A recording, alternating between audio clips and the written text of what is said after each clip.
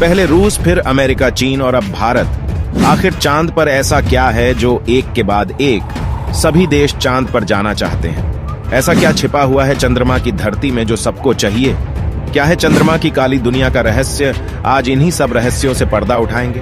तो चलिए दोस्तों, आपको धरती से 3,84,400 किलोमीटर दूर चंद्रमा की दुनिया में ले चलते हैं। चंद्रमा पर जाने के लिए आपके पास दो रास्ते हैं। एक सीधा रास्ता जिससे जाने पर आप 3 से 4 दिन में चंद्रमा पर पहुंच जाएंगे, और दूसरा अंडाकार रास्ता है जिससे हमारा चंद्रयान 3 गया है। इस रास्ते से अगर आप जाएंगे तो आपको 40 से 42 दिन का लंबा सफर करना पड़ेगा, लेकिन पृथ्वी के गुरुत्वाकर्षण के कारण इस रास्ते में ईंधन की खपत कम होगी। चंद्रमा पर जाने से पहले हम लोग थोड़ा चंद्रमा के बारे में जान लेते हैं। चंद्रमा एकमात्र प्राकृतिक उपग्रह है जो हमारी पृथ्वी का चक्कर लगाता है। चंद्रमा पर सबसे पहले मानव भेजने का सिलसिला अमेरिका ने शुरू किया था। 20 जुलाई 1969 में चांद की धरती पर पहली बार कोई मनुष्य कदम रखा था, जिनका नाम नील आर्मस्ट्रांग था। और हमने यह साबित करके दिखाया कि अब हम केवल एक दुनिया तक सीमित नहीं हैं। वैज्ञानिकों ने चांद की खोज और उसके बारे में जानने के लिए कोई भी कसर नहीं छोड़ी है, लेकिन अभी चंद्रमा के ऐसे बहुत से रहस्य हैं जिनके बारे में पूरी दुनिया जानना चाहती है। ऐसे में आपके मन में भी यह सवाल उठ रहा होगा कि आखिर चंद्रमा की दुनिया कैसी है? क्या चंद्रमा के अंधेरे गड्ढों में एलियन का बसेरा है? क्या आने वाले समय में चंद्रमा पर इंसानों को बसाया जा सकता है? चंद्रमा पर ऐसी कौन सी बहुमूल्य वस्तुएं हैं जिनकी खोज में वैज्ञानिक लगे हैं? और हमारे चंद्रयान 3 ने अभी तक कौन कौन से रहस्यमयी खुलासे किए हैं? तो चलिए दोस्तों, आज चंद्रमा की रहस्यमयी दुनिया से पर्दा उठाते हैं। लेकिन उससे पहले हमारे इसरो के वैज्ञानिकों के इस महान कारनामे के लिए वीडियो को लाइक कर दीजिए और कमेंट में जय हिंद लिख दीजिए। आज से लगभग 400 अरब वर्ष पहले जब हमारी पृथ्वी का निर्माण हुआ था तो पृथ्वी के पास कोई भी चंद्रमा नहीं था। लेकिन पृथ्वी के निर्माण के कुछ ही वर्ष बाद ऐसी घटना हुई जो पृथ्वी को काफी हद तक बदल कर रख दिया। उस समय थिया नाम का एक उल्का पिंड पृथ्वी को तबाह करने के फिराक में था, जिसका आकार मंगल ग्रह के बराबर था। पृथ्वी की तरफ 15 किलोमीटर प्रति सेकंड की रफ्तार से बढ़ रहा था और इसी स्पीड से पृथ्वी से जाकर टकरा गया, जिससे पृथ्वी के छोटे छोटे टुकड़े अंतरिक्ष में फैल गए। बाद में ग्रेविटी की वजह से ये टुकड़े आपस में इकट्ठे होकर एक पिंड का निर्माण कर दिया, और यही पिंड हमारा चंद्रमा था। तो दोस्तों, कुछ इस तरह से हमारे चंद्रमा का निर्माण हुआ था। यह सौर मंडल का 5वां सबसे विशाल प्राकृतिक उपग्रह है, जिसका व्यास 3,774 किलोमीटर है। पृथ्वी की तुलना में इसका आकार इतना कम है कि ऐसे 9 चंद्रमा हमारी पृथ्वी में समा सकते हैं। चलिए अब चंद्रमा की जमीन पर चलते हैं। हम चंद्रमा की जमीन पर खड़े होकर चारों तरफ देखेंगे तो हमें चंद्रमा की ऊबड़ खाबड़ जमीन दिखेगी। चांद की जमीन पर सबसे पहले रूस ने 13 सितंबर 1959 को अपने यंत्र लूना 2 को उतारा था। इसके बाद अमेरिका ने अपोलो 11 मिशन के तहत मानव को पहली बार चंद्रमा पर उतारा था। यह मानव इतिहास की सबसे बड़ी सफलता थी। इसके बाद नासा ने कई अंतरिक्ष यात्रियों को चंद्रमा पर भेजा था, लेकिन 1972 के बाद नासा ने अपने मून मिशन को बंद कर दिया और तब से कोई भी इंसान चांद की धरती पर नहीं गया। जब आप चांद की जमीन पर खड़े होकर ऊपर देखेंगे तो आपको हमारा खूबसूरत ग्रह पृथ्वी अपने ध्रुव पर घूमते हुए दिखाई देगी, लेकिन उसकी स्थिरता बनी रहेगी। अर्थात आप चंद्रमा पर खड़े होकर कई वर्षों तक पृथ्वी को देखते रहेंगे तो वो एक ही जगह पर दिखेगी। चांद का गुरुत्वाकर्षण पृथ्वी के गुरुत्वाकर्षण से 6 गुना कम है। अगर पृथ्वी पर आपका वजन 60 किलो है तो चंद्रमा पर आपका वजन 10 किलो हो जाएगा। इसी वजह से चांद पर पहुंचने के बाद अंतरिक्ष यात्री उछल उछल कर चलते हैं। चंद्रमा पर नील आर्मस्ट्रांग के पैरों के निशान आज भी मौजूद है।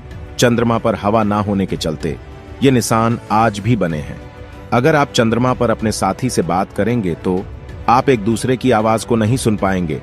आप एक दूसरे के होठों को चलते हुए देख सकते हैं, लेकिन आवाज कानों तक नहीं पहुंचेगी, क्योंकि आवाज को एक जगह से दूसरी जगह पर जाने के लिए माध्यम की जरूरत होती है, और चंद्रमा पर हवा मौजूद नहीं है। चंद्रमा पर वायुमंडल न होने के कारण ही अंतरिक्ष यात्रियों को स्पेस सूट पहनना पड़ता है। जिसमें नाइट्रोजन और ऑक्सीजन गैस भरी होती है और कृत्रिम रूप से वायुमंडलीय दाब बनाया जाता है। लेकिन अगर आप धरती पर इंटरनेट की स्पीड से दुखी है तो आप चंद्रमा पर जा सकते हैं। चंद्रमा पर नासा ने वर्ल्ड रिकॉर्ड बनाते हुए वाईफाई की सुविधा उपलब्ध कराई है, जहां पर आप 19 Mbps की स्पीड से इंटरनेट का भरपूर आनंद ले सकते हैं। चंद्रमा पर वाईफाई की सुविधा उपलब्ध होने के चलते आप चंद्रमा से पृथ्वी पर कॉल करके अपने घर वालों से बात कर सकते हैं। लेकिन आपको बता दें, चंद्रमा से पृथ्वी तक सिग्नल जाने में 1.72 सेकंड का समय लगता है, इसलिए आपको बात करते टाइम रुक रुक कर बात करना पड़ेगा। अगर आप चांद की जमीन पर थोड़ा इधर उधर देखेंगे तो आपको बहुत सारा कूड़ा कचड़ा भी देखने को मिलेगा, जिसमें कई सारे बैग्स पड़े हैं जो चांद पर गए अंतरिक्ष यात्रियों ने फेंकी थी, जिसमें उनके मलमूत्र और उल्टियां हैं। इसके साथ ही आपको बहुत सारी क्षतिग्रस्त सैटेलाइट दिखेंगे जो पृथ्वी से चांद पर भेजा गया था। चंद्रमा पर यह कूड़ा इतना ज्यादा है कि आप 3-4 ट्रक कूड़े से भर सकते हैं। अगर आप चांद पर बैठकर इंटरनेट का मजा ले रहे हैं तो आपको सबसे ज्यादा खतरा आसमान से गिरने उल्का उल्कापिंडों से होगा। चंद्रमा का गुरुत्वाकर्षण बहुत कम होने के कारण इस पर कोई वायुमंडल नहीं है, जिसके चलते चंद्रमा पर उल्कापिंड गिरते रहते हैं। यह उल्कापिंड इतने भारी होते हैं और इतनी स्पीड से गिरते हैं कि आपकी वहीं तुरंत मौत हो जाएगी। इन्हीं उल्कापिंडों की वजह से चंद्रमा पर बहुत बड़े बड़े गड्ढे बन गए हैं, जिसमें सूर्य की रोशनी नहीं पड़ती है।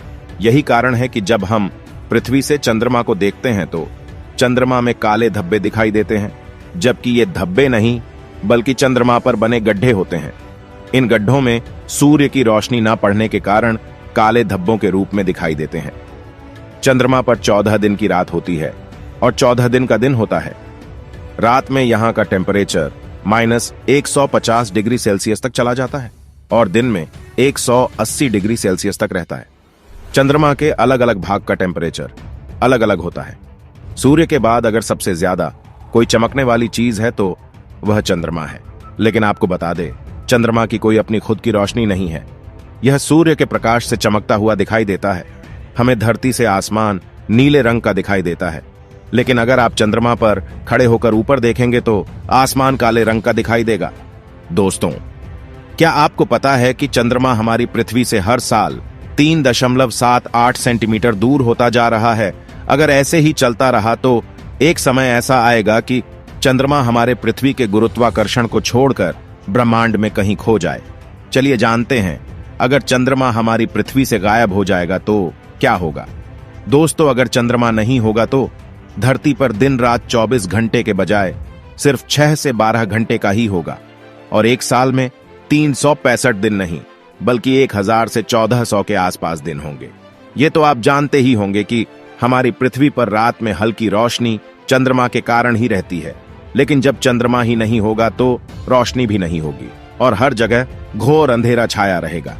वैज्ञानिकों की माने तो अगर चंद्रमा नहीं होता तो शायद पृथ्वी पर मानव जाति का उदय भी नहीं हुआ होता।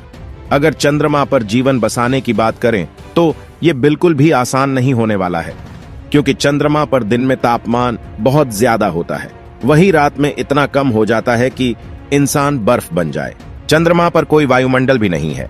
इसके अलावा चंद्रमा पर हमेशा उल्कापिंड गिरते रहते हैं और चंद्रमा पर इंसानों को भेजना बहुत ही ज्यादा खर्चीला काम होगा। अगर भविष्य में कभी चंद्रमा पर इंसानों के रहने के संसाधन उपलब्ध होते हैं तो चंद्रमा पर इंसानों को बसाने के बारे में सोचा जा सकता है। दोस्तों, आपको चंद्रमा का यह सफर कैसा लगा? कमेंट में जरूर बताएं। वीडियो पसंद आई हो तो वीडियो को लाइक करके दोस्तों को भी शेयर करें। ऐसे ही और वीडियो को देखने के लिए चैनल को सब्सक्राइब कर लें।